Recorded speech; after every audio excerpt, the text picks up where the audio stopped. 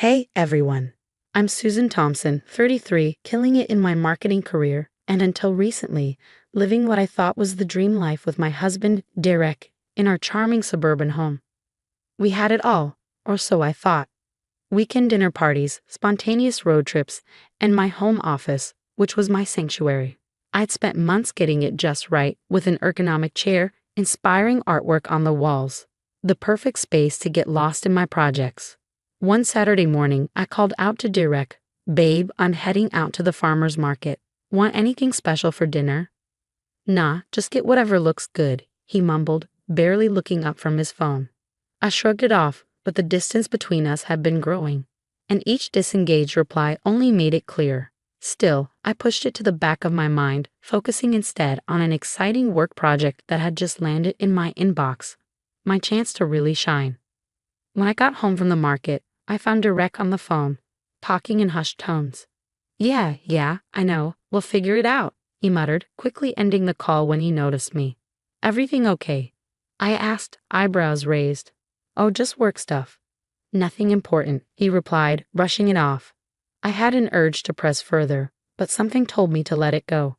Instead, I buried myself in my project plans and strategies, the deadline swallowing any lingering worries. But days went by, and Derek's secretive phone calls didn't stop.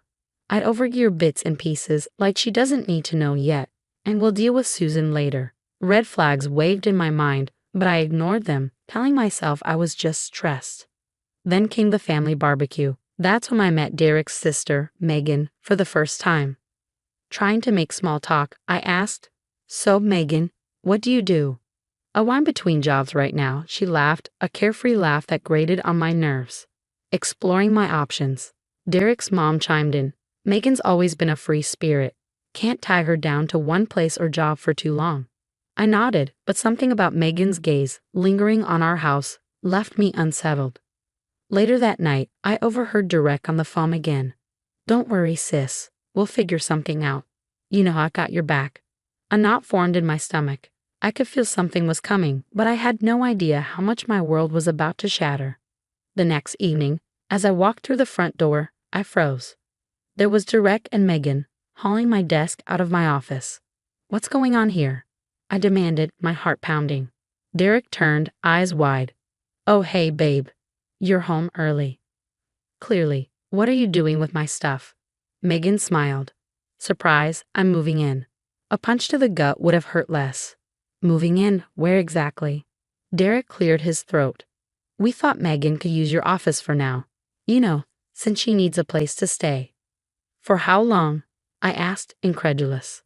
"We figured the garage has plenty of space for you to work," he said, as if it were the most logical suggestion in the world. The garage? I felt my face flush. That unfinished, freezing garage. Megan had the nerve to look offended. "It's not that bad. Besides, I really need this room. You understand, right?" I didn't understand. Not one bit. "Derek, can I talk to you privately?" I said, voice barely holding back the anger. "In the kitchen," I hissed. "How could you make this decision without even talking to me?" Derek crossed his arms. "Susan, she's family. She needs our help right now. And I need my office. I have deadlines, projects. I can't work in a garage." His expression hardened. "You'll figure it out. Megan needs this more than you do right now." Standing there, speechless, memories of my childhood surged up, always moving, never having a stable home. I'd worked so hard to create a life, a space that was finally mine, only to have it taken from me. I tried to make the garage work. I really did. Between the cold and the damp, working in the garage became a nightmare. My laptop started glitching from the humidity, and I felt like I was coming down with something from the chill. "Derek, I can't do this," I called out one evening. "My laptop's acting up, and I think I'm getting sick from the cold." He barely glanced up from his phone. "Just wear a sweater. You'll be fine." Meanwhile, Megan was living it up in my office, my sanctuary. One day, I overheard her on the phone, her voice dripping with mock sweetness. "Yeah, it's great here.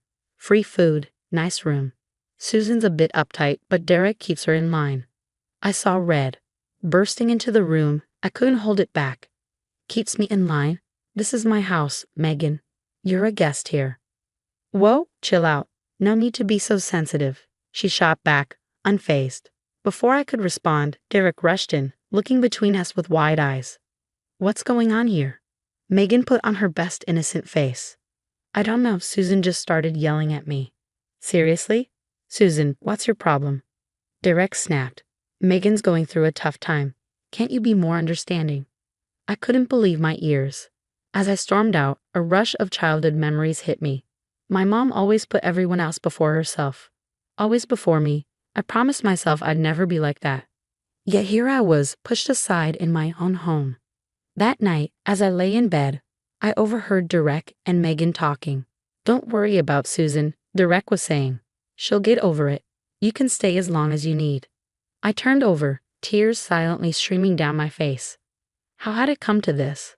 The stability I'd fought so hard for was slipping away, and the one person I trusted to have my back was the one tearing it all down. As I drifted into an uneasy sleep, one thought echoed in my mind. Something had to change, and if Derek wouldn't stand up for me, then I would have to stand up for myself. I couldn't take it anymore. I needed to talk to someone who'd actually listen.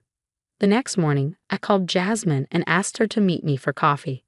Girl, you look like hell, Jasmine said as I slumped into the cafe chair. Thanks, I muttered, feeling like I was already defeated. I feel like it too. I spilled everything.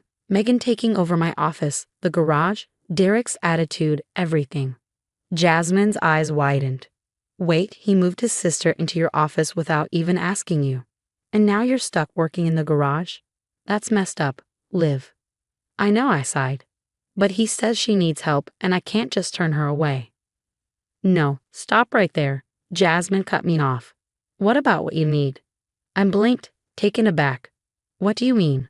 I mean, it's your house too, and honestly, you might want to think about whether this relationship is even worth saving. Her words hit hard, but deep down, I knew she had a point. The next day at work, I confided in Tyler during our lunch break. Well, that's rough, he said, shaking his head. No offense, but your husband sounds like a real piece of work. It's not just the office thing, I admitted, biting my lip. He's been weird about money lately too, questioning every purchase I make, but apparently it's fine to support his sister. Tyler leaned in, his expression serious. Susan, that's financial control. It's a form of abuse.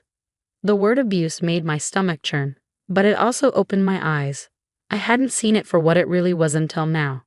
That evening when I got home, I found Megan in my favorite blouse. Oh hey Susan, hope you don't mind. I borrowed this. It looks better on me anyway, she smirked. I froze. On a coffee table, my makeup was scattered across the surface. Are those my cosmetics? I demanded. Yeah, I ran out. No big deal. It was the last straw. Actually, it is a big deal. That stuff's expensive, and you didn't ask. Megan's face crumpled. I can't believe you're being so mean. I thought we were family. And then, right on cue, Derek walked in. What's going on? Megan's just yelling at me for borrowing some things, Megan sniffled, playing the victim. Derek turned to me, his face hard. Seriously? You're making her cry over clothes and makeup. That's not the point. I shouted, frustration rising. No, you listen, Derek cut me off. Megan's family. If she needs something, she can use it. End of discussion. As they stormed off, leaving me standing there, I felt more alone than ever. Over the next few weeks, I threw myself into work. I stayed late at the office, volunteered for extra projects, anything to avoid going home. During those long hours at work, a plan started forming. I opened a separate bank account and quietly started setting money aside. I researched apartments in the city, closer to work, and even reached out to a divorce lawyer to explore my options. One night, as I sat in the cold garage trying to finish a report, I overheard Derek and Megan laughing in the kitchen. They were planning a weekend trip, just the two of them. Don't worry about Susan, Derek said dismissively. She's so busy with work she probably won't even notice we're gone. In that moment, something inside me snapped. I realized I'd been holding on to a marriage that no longer existed. Derek had chosen his sister over me time and again. I deserved better.